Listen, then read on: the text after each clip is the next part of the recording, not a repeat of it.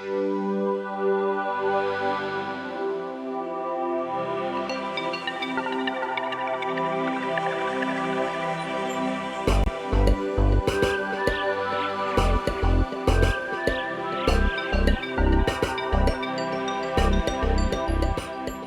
welcome to Untapped Libraries, the podcast where people tell us way too much about their favorite pile of magic cards. Neil here. Vinny here. Thanks for joining us. Yeah, if you want to support the show, send us some magic cards. Yeah, just send them out in the mail to a random address and hope you get lucky and find us. Yeah, good cards. And if you don't get us, someone else will get those magic cards and enjoy them. And maybe they'll start, and then they'll start listening to this podcast. And that's our big plan, to build a listenership. Sounds perfect. So what's up in your magic life, Annie? What's going on? So here's one of the maybe untalked about parts of magic. I've been playing for a long time. My magic collection is large. It gets unwieldy. Just to be clear, Vinny has a piece of furniture in his house devoted to holding magic cards. I have that does not hold all of his magic cards. I have one of those old library card catalogs that I got from an elementary school like years ago that was computerizing. And it probably holds, I'm going to say, 80,000 magic cards. And it's not full yet, but at some point I will reach capacity. And I like to organize my cards. And so what has been going on in my magic life lately is sorting, because I want to be able to find my cards. And so I have my own system of sorting it by like color, separating creature, non-creature, et cetera, et cetera. And so I have a big pile of cards that when I take out cards to build a deck or a cube or whatever, I don't necessarily put them back right away. And so they just go into another drawer that's like to be sorted. And so lately I've just been sorting magic cards. How often do you have to do a major sort? A major sort. So I'm in the middle of a major sort now. I probably do it twice a year. Yeah, me too. It's not too bad. What system do you use for your cards? There's not much of a system. So my collection's a lot smaller than yours. I have a box for every color, a box for multicolor, a box for lands, and they're all stowed away in a pretty small little space. I'm not shy to get rid of cards. Right. So I will. You're very good about that. I will take my old cards. The local LGS donates them to a school. Nice. And I do not mind sending as many away as I can. I love that. So yeah, so that's what's up with me. I've just been taking card sorting and then resorting, and then I sort them into the collection. How do you organize them? I first sort by color, and then land, artifact, and multicolor. Those are the categories. Yeah. Then within a color, it's sorted creature, non-creature. Although I do put planeswalkers and vehicles in with creatures because they have like kind of a quote-unquote toughness. So that's mentally how I categorize those. Then within, let's say, creature, I'll sort by mana cost. And then within mana cost, I sort in chronological order. So with like like revised at the front, and then all the way at the back would be, I guess the latest set that I have would be, I guess, Edge of Eternities. Wow, I literally just sort by color, and I have 2 piles for each color. Right. Good cards and not good cards, and that's it. Right. Like an animal. Just everything is randomly put together with some idea of good cards and not good cards. I crossed a certain threshold of number of cards where it's like, oh, if I need a card, I am not going to be able to find it unless I have a system. So now I know exactly where every card is. I have an 800 box for every color. So worst case scenario, if I'm starting a new deck, I can go through the entire box of the color and look for everything that I have. I'm curious to hear what other people do for sorting. Yeah. That's true. I imagine you could sort by name. You could sort by set. Could sort. I'm sure there's a million systems. I would imagine, like, I know how stores generally do it. It's by set and then rarity. Because that makes sense. Usually selling them by that way. Yeah, that makes sense. Well, I feel like that's enough out of us. Yeah. But sorting cards. Magic cards. Joining us today from Lucky Paper, I'm really excited to have our guest, Anthony Mattox. Come on in, Anthony. Hey guys, it's great to be here. I did not realize this was just going to be an episode about a magic card organization, but I think you've done this now. Yeah. So I hope you're ready for that to be the whole topic. Yeah, suddenly we've become the magic sorting podcast.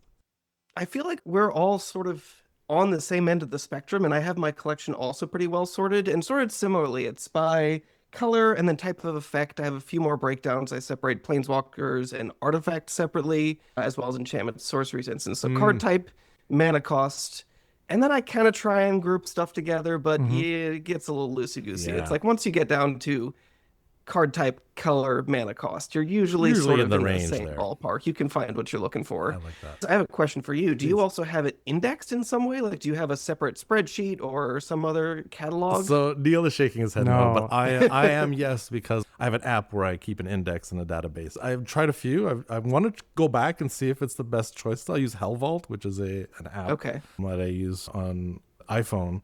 It photo scans really quick. It has a database. It's searchable. It works like a charm. Okay, I might need to look at new options because I have everything very well indexed, but it's honestly been, I'm so behind on my card sorting, so I'm jealous you're staying on top of it Oh, I because can't fall behind. just with all the additions, it's like, it used to be so quick. Just like, here's a stack of cards from the new set. I can type in a few letters, hit enter, add the new cards. Now it's like, well, I got to pick from the 16 different editions. That just added so much friction that 100%. I'm way behind. But Yeah, photo scanning is- is the way to go. Or Yeah. get rid of cards. Or just get rid Yeah. I of realize I'm that's bad at that too. it's a controversial take that probably a No, lot I of like Magic it. I like your players. anti-capitalistic approach. It's good. Well, I still buy the cards. It's not Okay, like I anti-materialist, anti-storage. I don't know. yeah. It's nice to have a well-organized collection because then you want to go build a new deck, you have a new project. Oh, It's man. like, I know where to go find all these great like green one drops I It's a need for treat. this cube or whatever. Exactly. Well, yeah, and we'll get into it too because we're going to talk about your cube. But for sure, when I'm building either a commander deck or a cube or whatever, I'm like, oh, my 2-drops are no good here. I need a good 2-drop creature. I know I've got artifacts or tokens as a theme. Let me see what I got, and I can just scan through it, and it's easy to find.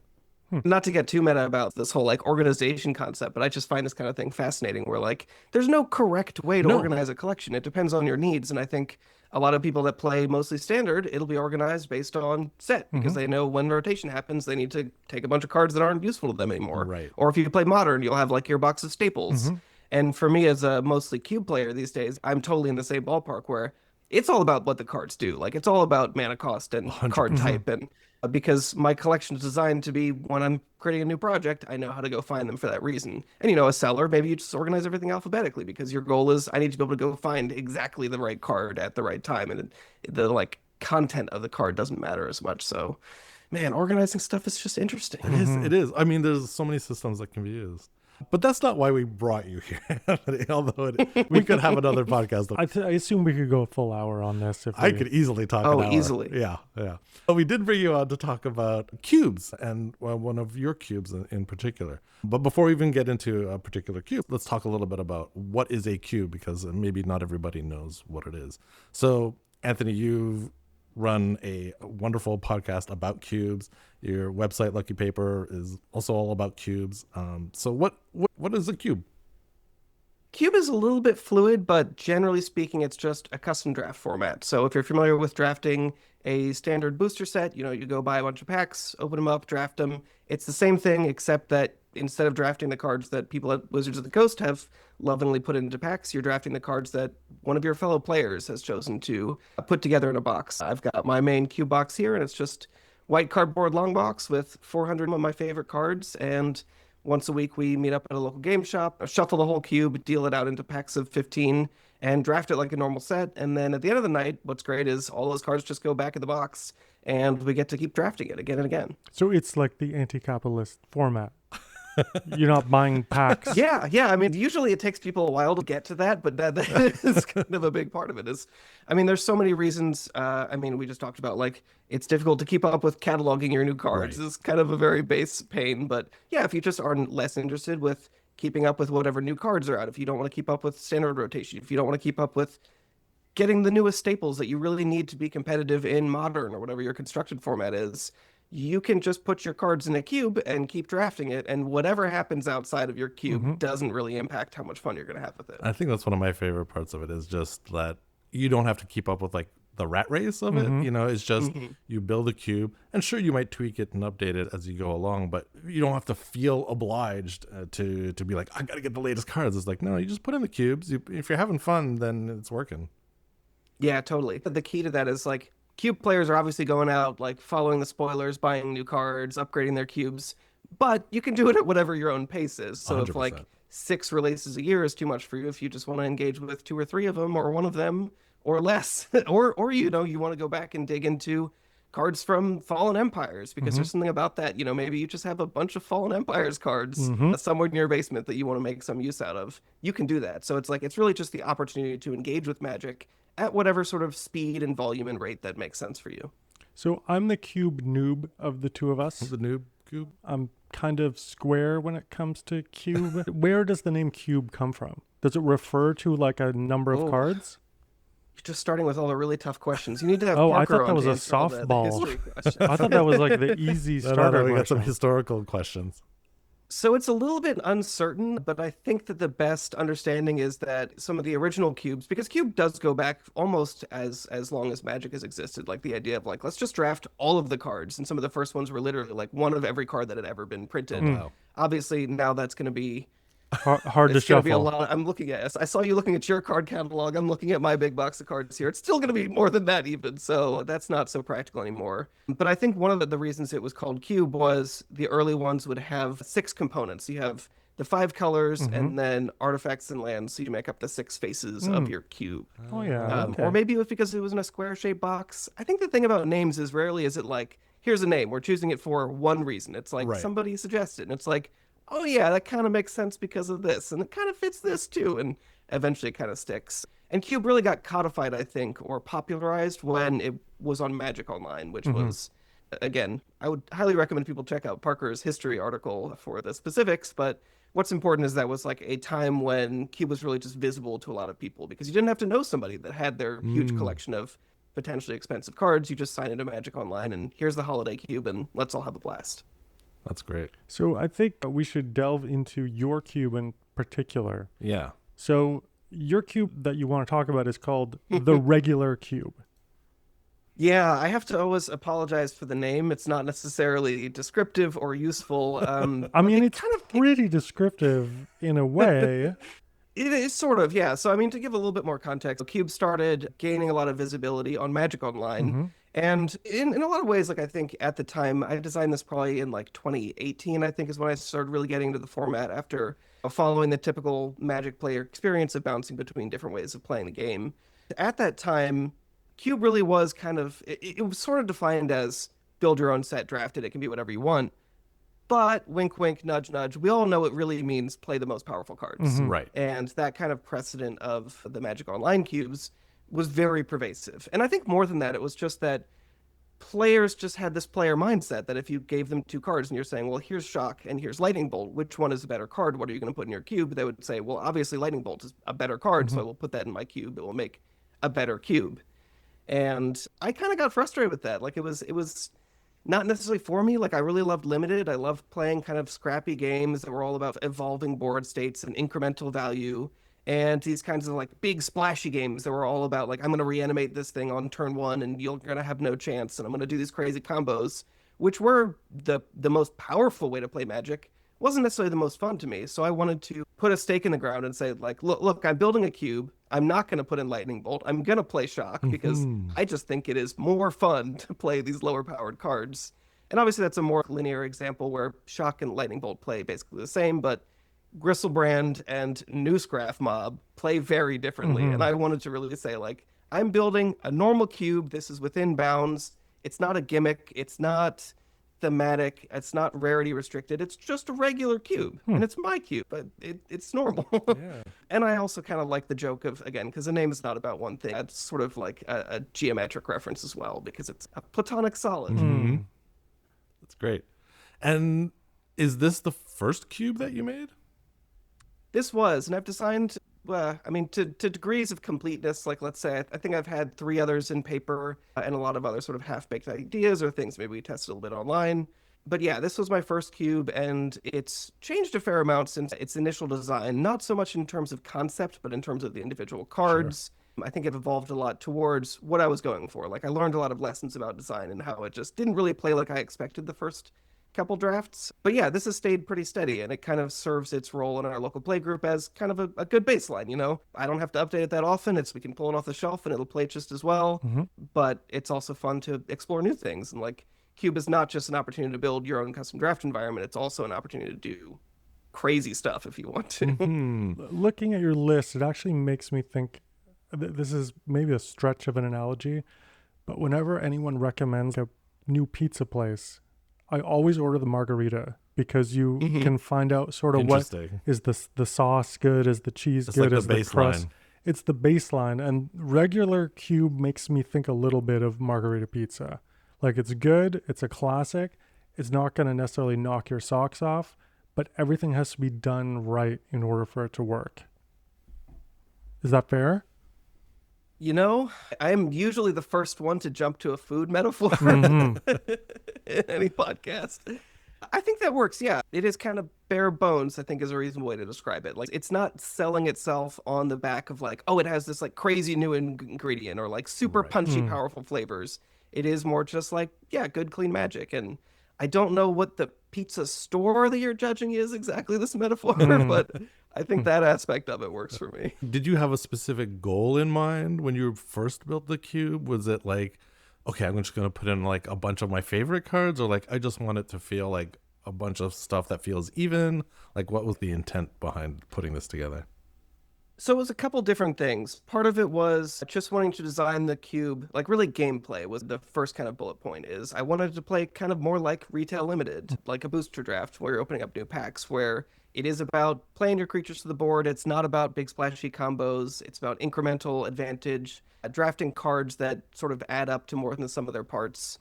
But a lot of what it was designed was also sort of in opposition to other cubes. So this was kind of the second cube in our play group, and my podcast co-podcaster designed the first one and kind of introduced cube to our local play group. It was still very much his own creation, but was more about playing the most powerful cards that he had access to. And so in some very literal ways, I was kind of like, okay, let's just take a step down from that. So super literally like, okay, you have Llanowar Elves, I'm going to play the 2-mana version of Llanowar Elves. You have Wrath of God, I'm going to play the 5-mana version of Wrath of God. And try to create that sort of more board-focused, limited type gameplay. And there are a lot of lessons that I learned that sort of were like, okay, you can't just add 1 mana to everything and expect it just to be like Right. a slower, more balanced environment. It took tweaking all those different categories in different ways. In some ways, you know, the 2-mana Llanowar Elves just kind of went away, and like green ramp is just not really a thing. And green kind of had an overhaul in its identity and being a more aggressive color. But yeah, it was largely designed in opposition to some of the cubes that existed. But one of the things I think of when I think of the history of Magic card design is that the first few sets were full of mistakes, and that makes sense. Nobody knew how it was supposed to work, so they thought the Moxes and the Black Lotus were a good idea. But I feel like the last few years, I feel like they've got it fairly dialed in as to what they consider sort of workable. What costs what? Yeah, like how much does a scry cost versus a draw? Did you think of just limiting it in a certain time frame? Like, does that make any sense? I think that's a good question. Is like there is a clear kind of scope creep. Power creep, I feel like doesn't really encompass totally how Magic has changed over the years. Like there's just been a lot of changes. I did think about that a lot in terms of I really liked this era, kind of like the early modern frame. So almost everything in the cube is new border. And I really tried to keep it to where cards are simple in that kind of like they feel of that era. Nothing about this cube is about really hard restrictions. And there's a couple random old border cards just because I'm like, this is a good, clean, simple card that fits really well here. But for the most part, yeah, there is kind of that. If I was to put a time to it, maybe like 2015 or 2008 to 2015 kind of era of Magic.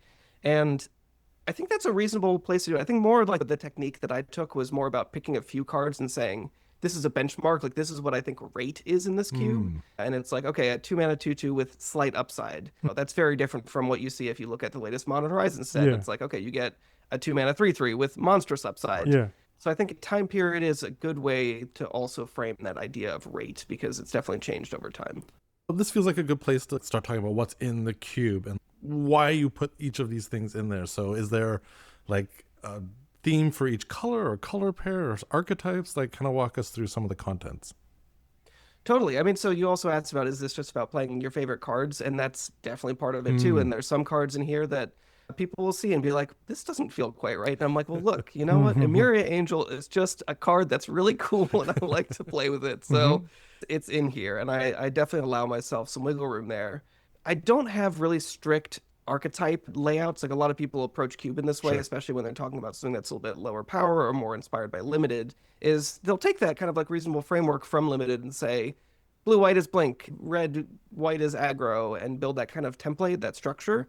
To me, that's just less interesting. I kind of enjoy the asymmetry. So there's a lot of little themes, but they're not necessarily balanced in the same way, Okay. which I just think is more interesting. Like if everything is perfectly symmetrical and perfectly in its place in all these two color archetypes, then like what's the point of then they're all the same. If everything is perfectly symmetrical, there's not as much meaningful difference. So it's like, okay, there's a little bit of an artifacts theme, and that's obviously can be spread out across a bunch of colors. And there's red cards that care about bringing things in and out of the graveyard, and there's black cards that just make a bunch of artifact tokens and things like that. Or spells matter. Okay, that one is pretty clearly you're in red blue. We've got some signpost gold cards. We got your Sprite Dragon and your Balmor and your Electrolyze. Like there are some pretty clear signposts for that.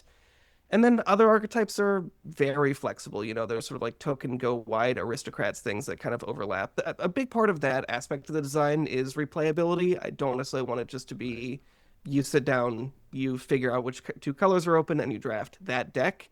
It's more about like you'll see the aristocrats deck emerge in a lot of different flavors and different variations from draft to draft. Yeah, so signpost cards in a draft are basically cards that you include to kind of, if a drafter sees it, it's like, oh, this is a card that kind of makes me think of that archetype. But you didn't put a lot of them in here, but there are some, is what you're saying. I think that the themes should come through pretty clearly in a lot of cards, but I don't necessarily think of like, here are the 10 signpost cards and that's it. Right, you'd want to hit them over the head with it. Yeah, you'll see plenty of mono white cards. So for example, maybe we have an Illuminator Virtuoso or a Fabled Hero that both care about targeting your own creatures.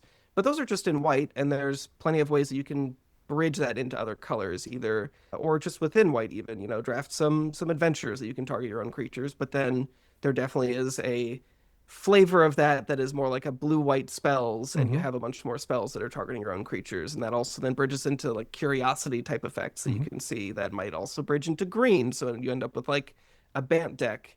And I think overall that's been fairly successful. Like it took a lot of time and iteration. I think a big part of that is many people will come to cube design and they'll ask like, well, how many cards do you need to make an archetype? Right. And unfortunately, the answer is I can't tell you that because if you want like the archetype of mono red aggro, well, you probably want like at least 23 cards in your deck that are going to like be your 1 and 2 drop fast red spells, and you're not going to pick up every single one, even if you have a tight 360 card cube, because people are going to take things speculatively, or it's going to be late in a pack, or there's going to be 3 in a pack. So you need even more than 23. And then there are some cards that are like, well, this just needs some generic support. Like here's opposition in a high-powered cube. How many cards do you need to support opposition?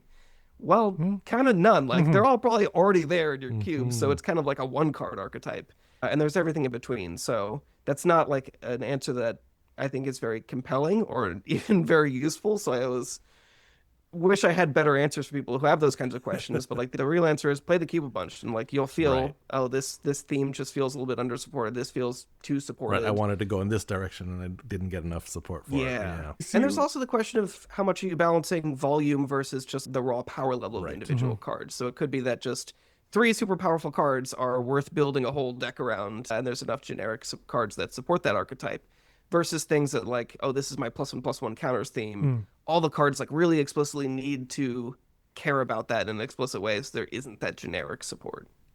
One of the things we see in Commander a lot is deck building templates where you need this many ramp spells, this many kill spells, this many card draw spells, and it really depends on the deck. Like the best thing is to just try it out and see what happens. Sure.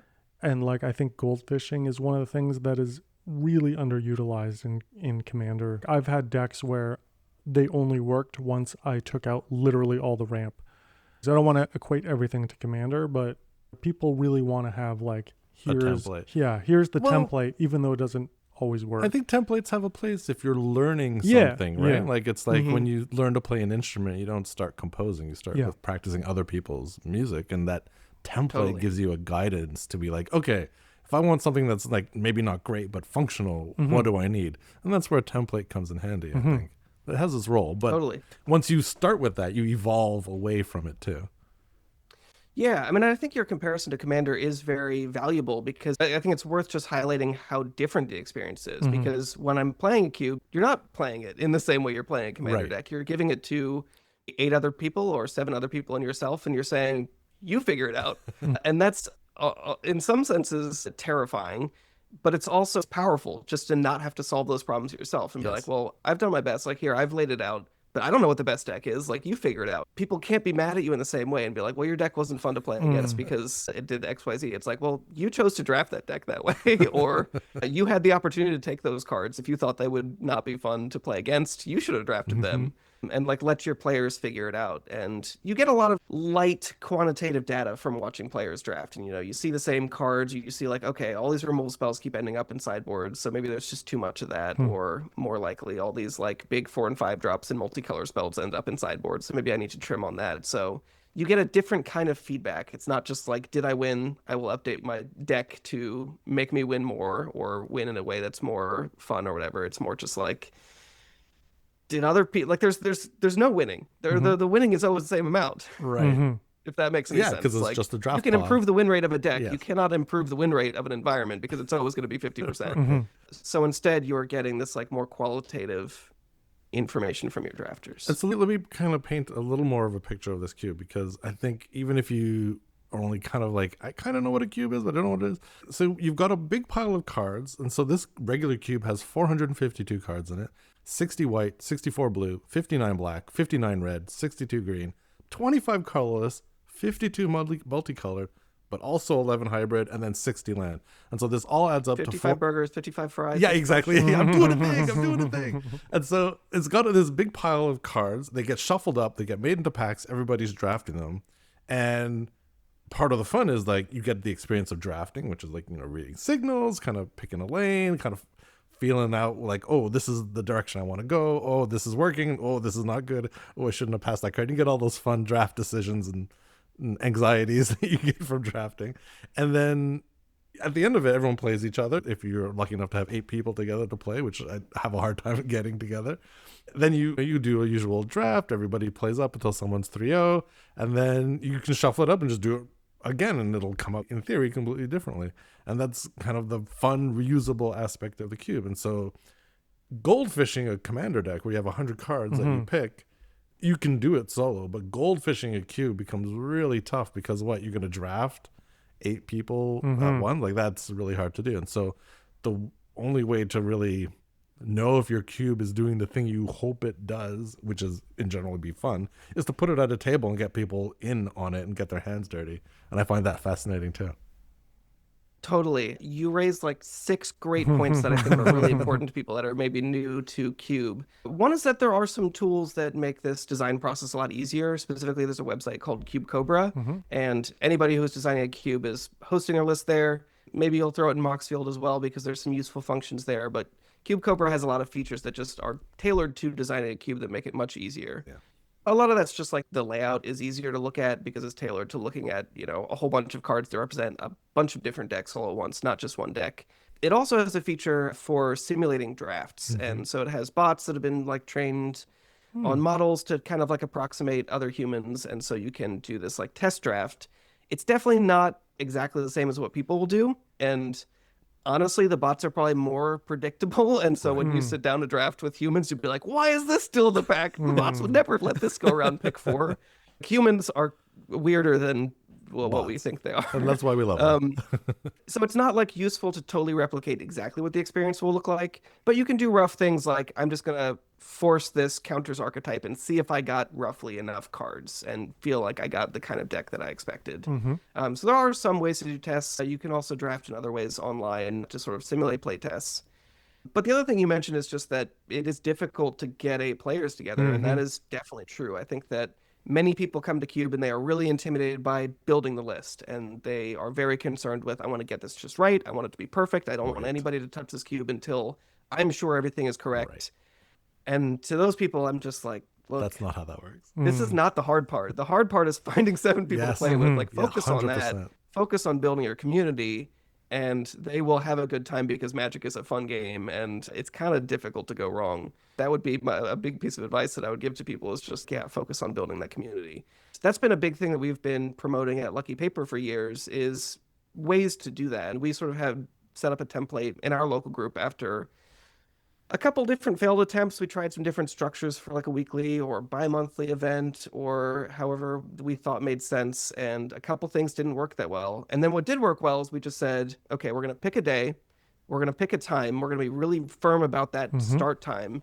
But what we're not going to be firm on is how many people we have. So no pre-registration, no trying to get exactly 8 people. Just if we have 17 people, we'll figure out how to draft to 17 people. And so it'll be like, we'll have 2 awkward sized pods, but that's better than nothing. Yep. And it took us maybe 3-4 months before we had a pod of 8.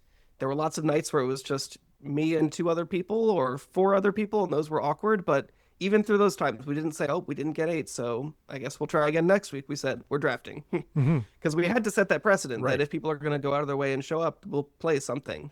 And there's lots of creative ways that you can draft with small groups. And so we kind of made that work. And we're now at the point where we have 3-4 pods every week. And it really just took that consistency over many years. How many times has your regular cube been drafted, roughly, ballpark? Great question. It was drafted more regularly for a long time. It was one of the weekly staples for a long time. At this point, though, our play group has gotten large enough. I'm just going to avoid the question if that wasn't clear. I'm just going to... It gets drafted less often than it used to, just because as soon as people start drafting cube, they're just like, this is great. I'm going to build my own cube. I'll see you guys next week with my own creation. So it still gets played maybe once every month or 6 weeks or so. And then at larger events that have been happening, especially in the last 2 years, where it'll be like 64 players to 200 players get together and do a series of drafts. This has been an awesome sort of template of events that has started kind of with KubeCon, I want to say in like 2022. And then a lot of people have just sort of picked that up and tried to replicate it. Or not even replicate it, use it as a model to build their own kind of events that all have their own unique flavor. And it's been played at a number of those events where we'll get drafted, 6 or 8 times over the course of a weekend, especially if we're doing some like bonus drafts. So I don't, a bunch, 100, 120.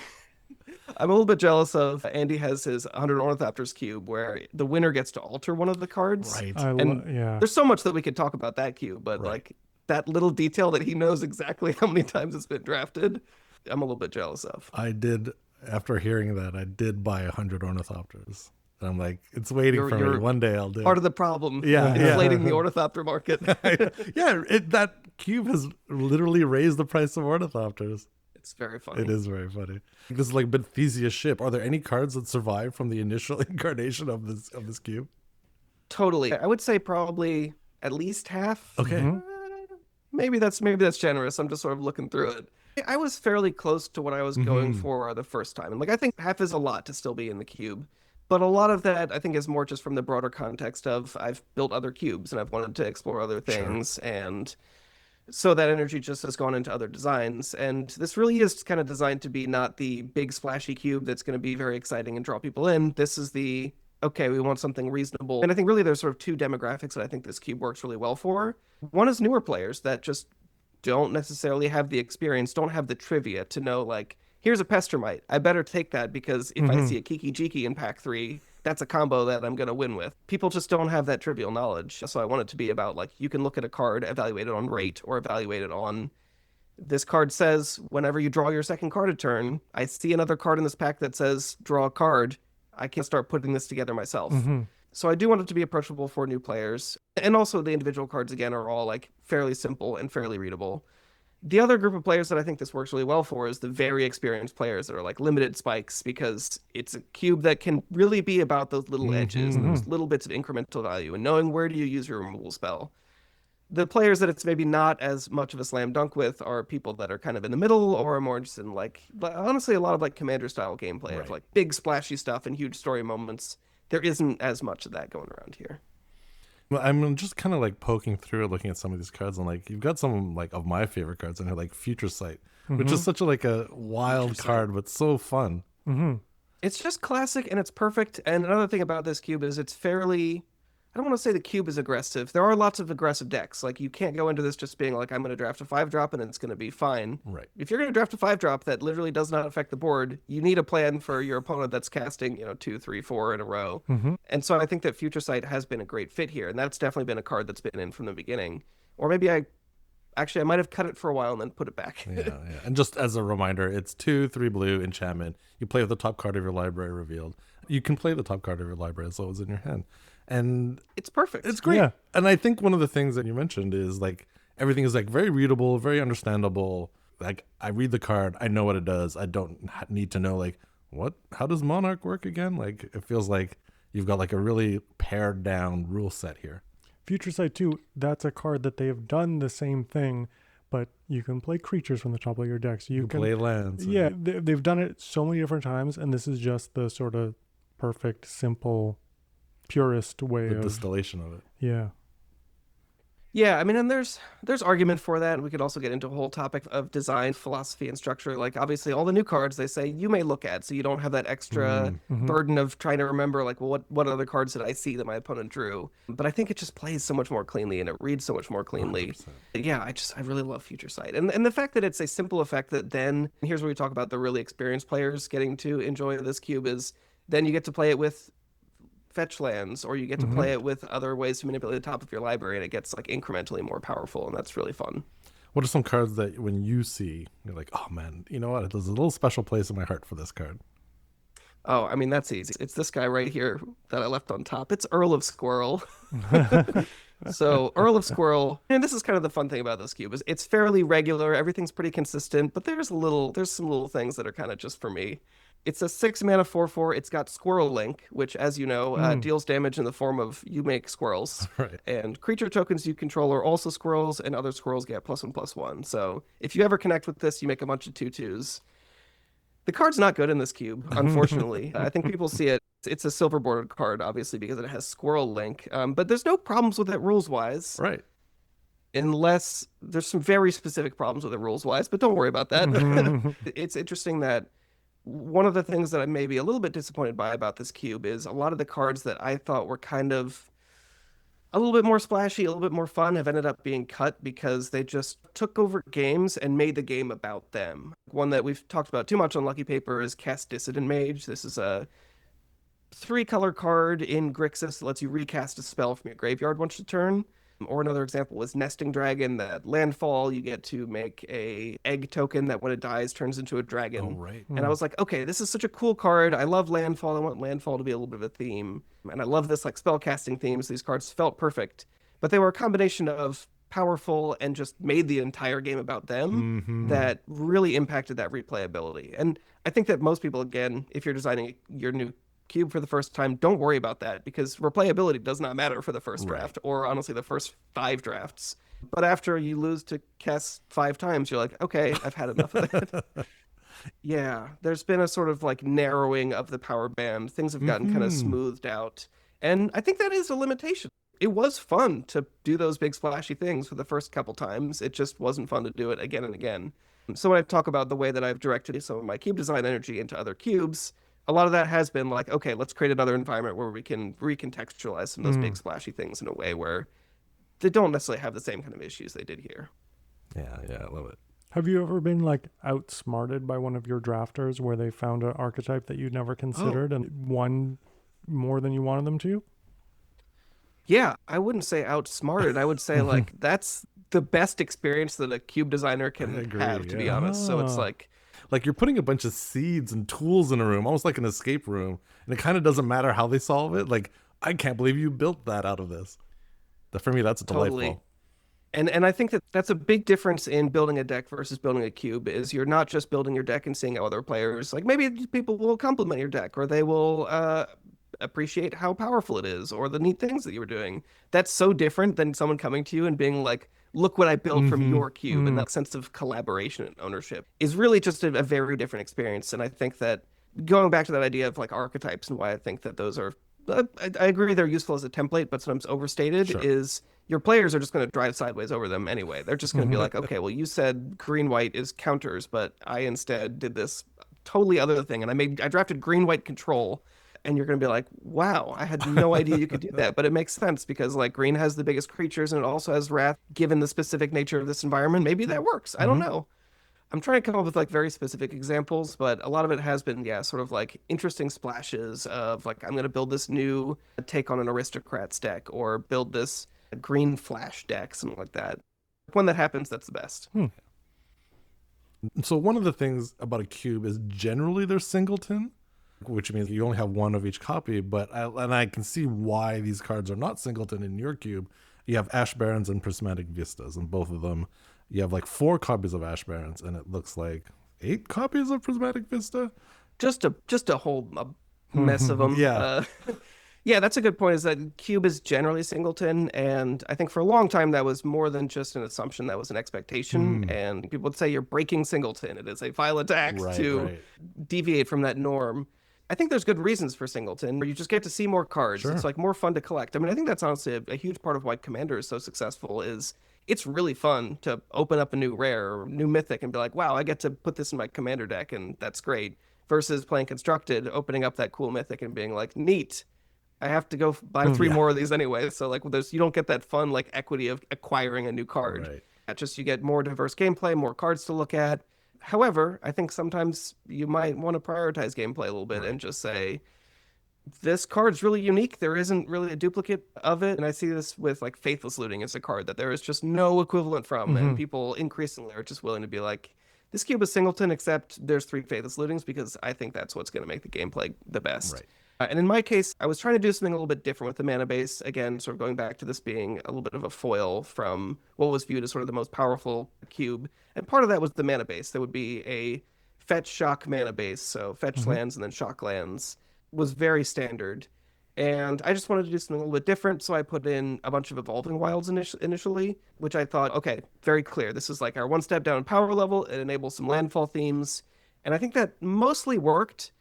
It didn't work with any of the landfall cards because you just had to crack your evolving wilds when it least impacted your mana for Right. the You turn. needed Mhm. it. Right. Right. This doesn't fully explain, I guess, why I broke singleton on them, because I started with the assumption of I'm already playing a bunch of evolving No, wilds. but for me, the joy of singleton is that it increases variance, right? Like when you're playing like a standard game, you want four ofs, you're trying to minimize your variance. You want as many copies as you can stuff in of something and doing the same thing over and over again.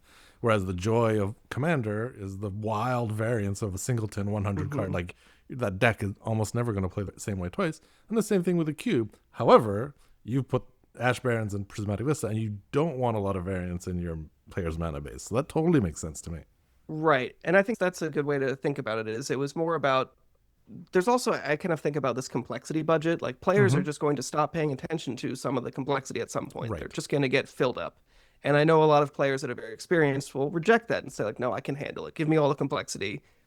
That's false. You're Yes. wrong. Mhm. When Yes. you are looking at your fourth pack of 15 or so cards, you're not reading every card in that pack anymore. You're skipping text. You're making shortcuts. You have to. Like that's part of playing Magic. And I think that in those high-powered cubes, drafting that fetch shock mana base is a lot of fun. It's also not trivial. It's pretty complex to be like, I'm tracking which of my off-color fetches can get which duels. Like, is it worth the splash here? Do I really need to take this shock land to turn on these fetchables or these fetch lands that I have at some point in the draft? Like, it is a lot of complexity. And I kind of just wanted to put that complexity budget elsewhere. And breaking singleton for that and just saying, well, you have a bunch of prismatic vistas. They're good. Take them highly. Yeah. They will work, but you don't have to think as much about them. I think kind of just lowered the overall complexity of the environment in a way that did service to it. Well, one thing you talk about in your primer that I thought was interesting is, well, speaking of the mana base, you say that your mana fixing is not symmetrical. Can you explain that a little bit? I thought that was a really interesting idea. Yeah, and I'd love to push this even more. This is maybe one area that I'm interested in the cards that Wizards is printing, because I'd love to make the asymmetries here louder. Sort of related as well to the sort of like perfect symmetry of archetypes. I think if every one of your sort of categories of lands in each color pair is exactly the same, that's kind of taking away some of the nuance and taking away where I do want some of that increased complexity. I want decks to play differently and function differently and splash differently. And I also want their mana bases to look different. And being able to say, like, okay, a lot of color pairs are very happy to have a bounce land because it's a sort of card advantage they're willing to take that tempo hit from. The red-white deck doesn't really want that. You don't, that's not right. It wants everything You on can't tap. handle that. It's Yeah. much more important to not lose that tempo. So we have a lot of bounce lands, not every single one. Similarly, there are 3 shock lands. So the colors that I want to be the most aggressive, the Naya colors, get their 1 shock land. Some other colors have more creature lands, or there's 1 random bridge in case you get Noyandar. I don't know. That's a dream somebody's maybe going to live one day. It's unlikely, but so yeah, I'd love to push that even more, but making the lands also do other stuff and lean more into the things that those color pairs care about. That's really great. Yeah, one thing I also noticed is you have like 9 or 10 one drops in white, but only 4 in blue. So you can sort of see how The curves for each color are going to be different. Yeah, it's a neat idea. Yeah, spreadsheet aesthetics are right out the window here. To the point of like, it's a 452 card cube. Is that for a reason? No. Last time I edited it, I wanted to put in 2 more cards than I wanted to take out. And it means there's some cards left on the table when we're drafting, but that's not a problem. Yeah, and for our listeners, we're definitely going to try to get this on our Moxfield account. If we can't, we'll just put a link to the Cube Cobra. I mean, we'll probably do both. It's Cube Cobra is a much easier way to kind of get an overview of how a cube works and what's in it, and it makes it really easy to browse. Yeah, just going through it, like you've got like some really just fun, simple cards like Murder. You've got some like really specific cards like Eva, Nature's Herald, which gives all your green creatures flash. Like there's so much fun stuff here. Like even by invitation only, 3 white sorcery, choose a number between 0 and 13. Each player sacrifices that many creatures. What a fun decision to get everyone to make. It's slightly controversial. This one's my personal cube question. Like, how do you feel about board wipes in a cube environment? Can you push it too far? Are you like always going to put like Wrath of God in, or do you want the fun ones like by invitation only? Board wipes can have a huge impact on the format in a way that few other card types can. Like if I'm playing my 2-drop, am I going to change my plan based on what exactly the kind of 2-drop you're going to play is? Probably not really. But if somebody is, doesn't do anything turn 2 and 3, the way I'm going to read that is very, very different in an environment that has board wipes or not. I think honestly the answer though is just like I don't have real data on this. This is not a cube that's been played on Magic Online that people have written articles about what the best strategies are. Like should you play around Wraths? Are just Wraths totally broken? I've talked to players that are much more skilled at Magic than me, like much more, and they're just at least one is very confident that the Wraths are the best thing in this cube and they should be the defining feature, and it's no question. Like that is what is most important because they just offer so much potential card advantage. Yeah.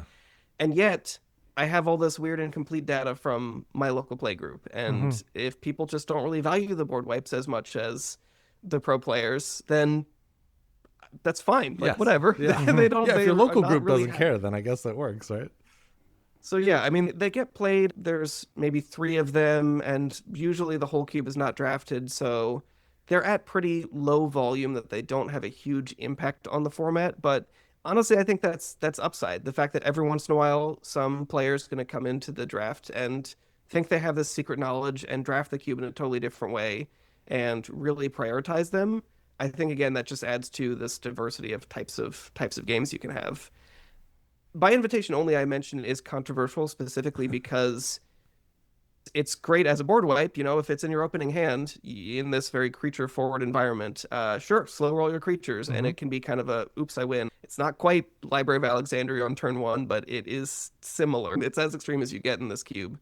Whereas Planar Outburst, your 5-mana Wrath, that's a huge cost to put that in your creature focused deck. The thing with by invitation only, you choose a number between 0 and 13 and sacrifice that number. So if you're in a creature deck, you still just play this card. And if you end up with, I have 6 little creatures, including 3 tokens I don't really care about, and you played out your 2 powerful synergistic creatures, I'm just going to do this naming 2, and it's still really good. So the fact that it's good in both ends means it doesn't have that same kind of cost analysis that you have to make for putting it into your creature deck. That's a wishy-washy answer, but it's like the data and the experience that we get as cube designers is not super rigid and not super clear. It's your personal philosophy almost. It's your cube. It's been fine. In society, there's this push to over-optimize everything and choose certain metrics and just go as far as you can with them. And I think it's not usually the best way to go about. There's so many corner cases, so many times where it depends, and I feel like we as a society need to embrace those a little bit more. I do some improv teaching, and one of the examples I always give to the students is the optimal way to play tag is to keep your hand on home base, right, where you're safe and you never become it. However, you are also never playing the game, and so it is not in the interest of playing optimally that you play tag. You have to go out and kind of be mischievous, get dangerous with it, dare yourself to do something wrong and make a mistake, and that's the fun part of play. Like when kids play, if they were smart, they'd all just stay on home base and let the kid who's if you're, I'm assuming, this is assuming a local rule where if there's a home base and you have your hand on it, you can't be made it. And if that's the case, then the optimal way to play is just keep your hand on home base. But you're not playing tag anymore. You're just playing watch everybody sit on home base. And that's not fun for everyone. The goal is to put yourself in danger, make decisions that are risky, and enjoy the thrill of failure. And then that is really cool. For me, a cube is a great place to just like, I don't know if this is a good idea to put this in here, but I'm going to try it. And if it blows up, it blows up. But if it works, then great. And so try things. Like, don't be as scared. Like you say, don't worry about optimizing. And like you said, Anthony, earlier, like, I'm not going to bring this cube to the table until I've play tested it within an inch of a life on my own, which is impossible. And so embrace the chaos, embrace failure, embrace mistakes, and then see what comes of it. Because that's where the danger and the excitement lies. Yeah, I love that example. That's actually much more clear than the example that I usually use, but it's like a system that if played optimally, like there is an optimal solution, and it takes everybody sort of agreeing to play suboptimally to make it into a game. But I love the other example that Mark Rosewater gives of the same kind of experience on Drive to Work. I'm not sure exactly what episode it is, but he's talked about it a couple times, about playing a game with a group of friends that he thought was so much fun, and we always had a blast playing it. And then he brought that same game to a different group of friends, and it was miserable. Yeah. And the difference was the first group had been willing to bring their own fun and say like, okay, well, sure, maybe sitting here on home base is the right thing to do, but I'm going to be willing to make this experience fun and do the thing that is sort of the ideal experience. And this other group was just like, no, we're going to optimize it. We're going to be spikes. And I think it's important to understand your play group. And I've gotten some pushback. Some people are like, well, I don't really know what that means to understand my play group, but I think people do understand. Like if you're playing with a group of people that are willing to bring their own fun and do the thing that the cube is leading them to do, then that's great. And you can kind of lean into some cards that are maybe a little bit weirder or wacky, or take some kind of like fudging of the rules because it's a silver bordered card, or it's got external game components people need to tolerate. Or you might have a group of people that are going to say, I'm going to sit down and try and spike this. Right. And I don't think that is a worse experience, but it does mean you need to pay attention to the stuff that they're going to optimize the fun out of, and pay attention to those things that people are then going to get salty about and cut those things pretty quickly. 100%. Yeah, and I think if your group is having a good time, you're on the right track, and if you're not having a good time, change it. Don't be shy. Yeah, totally. I mean, as Magic players, it's so easy for us to get in this mindset of, I know how to optimize the situation. It's when I'm winning more. That's right. Yes. And as the cube designer, just to go back to what we were saying earlier, you cannot improve the win rate of your cube. You are optimizing for a totally different sort of meta experience. And obviously every designer can choose what their goal is, and maybe it isn't so much about gameplay. Maybe your goal is just, I want to be able to put all my collection of beautiful foils and collect the history of the game. Like there's so many great things you can get about Cube.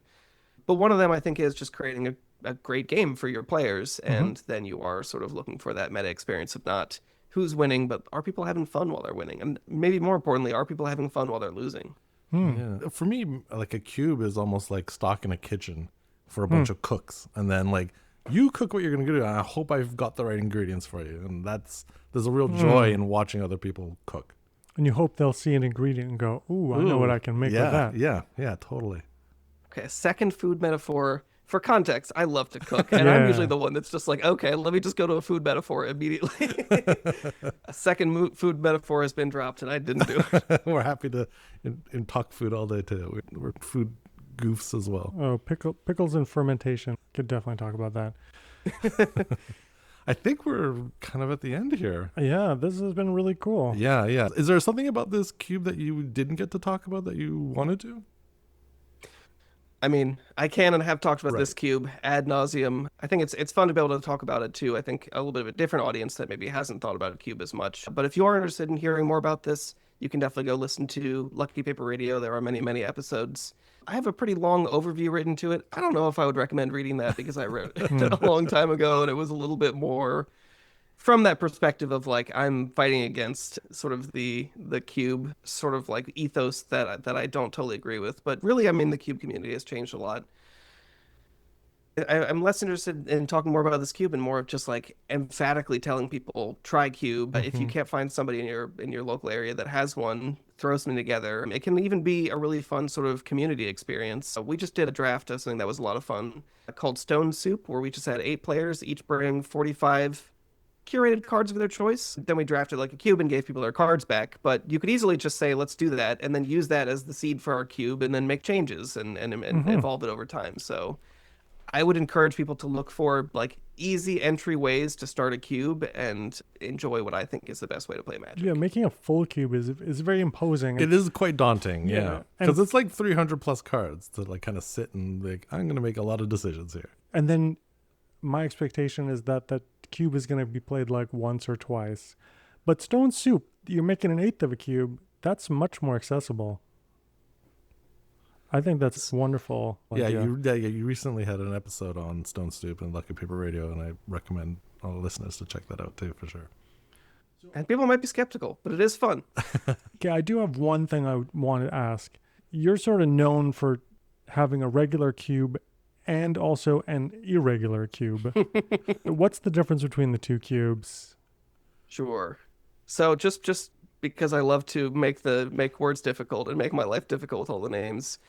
So we had talked a little bit about how the regular cube, a lot of those kinds of more swingy out there cards ended up getting cut because they just were repeatedly taking over games. And so I wanted to try a different structure for a cube where there was sort of a core base set for the cube and then an additional module of 100, 200 cards, doesn't matter, a whole bunch of cards that I would consider rares and just seed in some number of those cards. Ah. The idea being, hey, you might lose to Nesting Dragon one time, but it's not going to be every single time. It's going to be every 8th draft it'll come up. And it was also an opportunity to try out weird stuff that you wouldn't normally see that only functions in like a big power level disparity. So, here's Yawgmoth's Will, here's Wheel of Fortune. Have you ever played those cards in kind of just like a retail power level environment and thought about like, is Wheel of Fortune just a good top end card for my aggro deck? Right. So that was kind of the seed crystal for the irregular cube was let's do something weird and wonky and not so regular. Allow me to play with some of those cards and more that just definitely would never make sense in the regular cube, including like conspiracies and totally busted stuff that's just fun to do every once in a while. That cube I've not updated a lot. We still play it occasionally, but because it's hard to get your hand on it when it's like, okay, this matchup ended up being all about you playing Earthcraft, and I don't know what I'm supposed to do about that. And then I also have the Turbo Cube is the other one I have in paper currently, which is again like totally in contrast to the regular cube. That one, I think its name does make sense. It's the turbo version. Everybody's playing Storm. There's a small rules modification, I guess I should mention, where all spells and activated abilities cost 2 generic mana less. That's a pretty big That's a deal. big, yeah. Just a small change. So all spells and activated abilities cost 2 less as printed on the card. Correct. So I don't know if you're familiar with like what are these called? Like Shadow Blood Egg or Terrarian.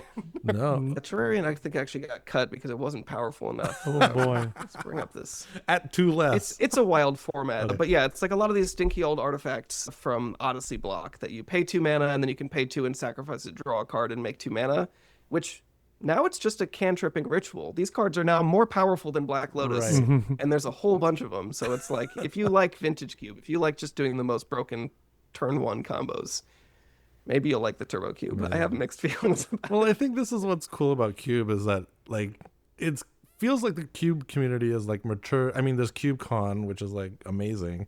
Right? Where a bunch of people get together and just cube out all weekend. But it's like there's so many wild varieties, custom cubes, custom rules. Like anything goes in your cube. As long if everyone's having a good time, then why not? But it's amazing to see like the evolution of the community and how rich and diverse and amazing the people have come up with all sorts of wild environments that they've come up with on their own. Yeah, absolutely. And I think that when I designed the regular cube, my goal was not to say this is the perfect cube, everybody should be doing this. It was more to sort of say like, okay, we're all kind of in this one corner of the playing field, in this tiny little corner talking about what are the most powerful cards. And I just wanted to run to the other side of the field and be like, hey, this is an option, and also everything else in between is an option. Like this whole field is an option.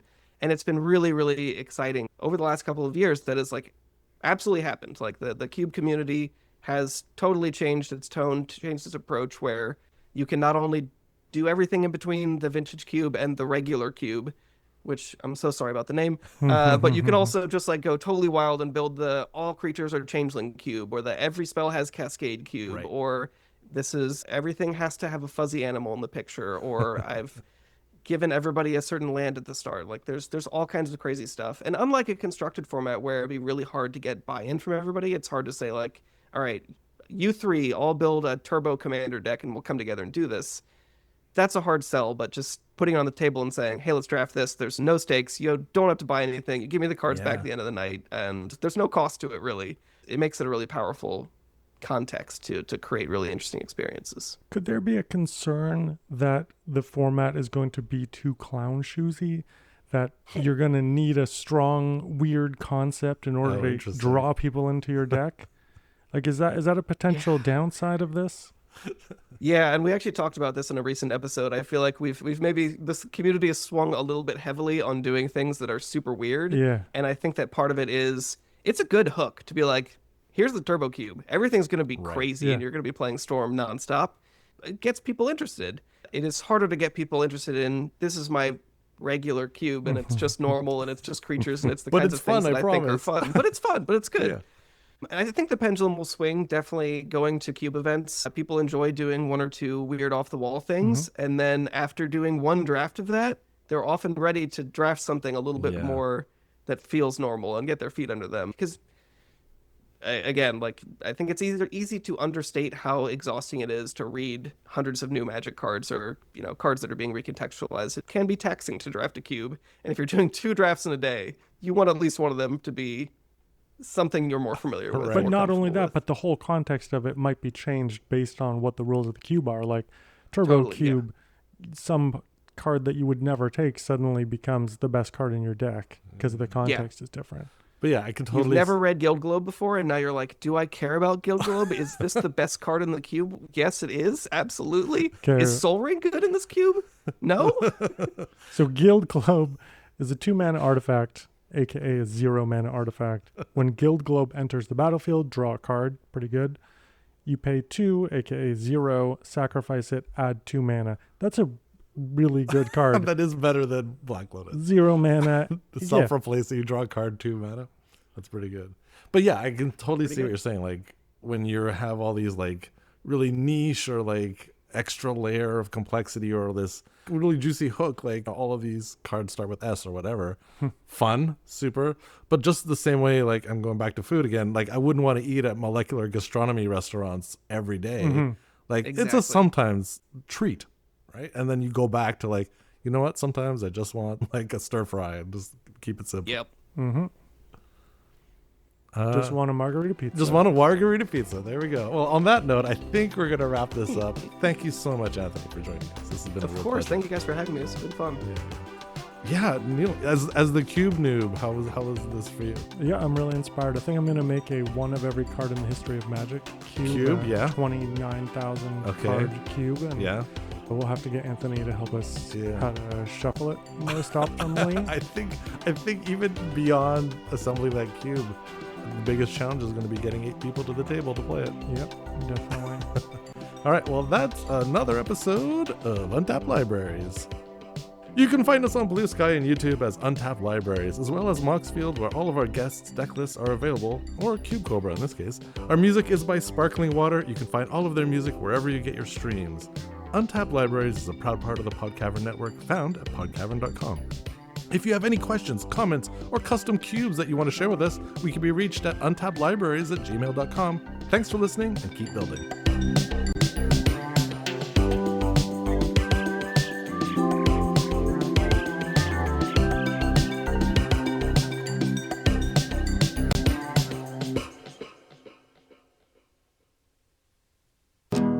Hi, I'm Nick Watson, And I'm Bree Watson. and we're the host of the Constant Struggle podcast. We're also siblings. That too. Our podcast is about trying to balance art and life, Creativity and chores. passion and paychecks. Each episode, we talk to an awesome guest. We learn about their art, their craft. And all the frustrating struggles that come along with the journey So be sure to check out the Constant Struggle podcast. on the Podcavern Network.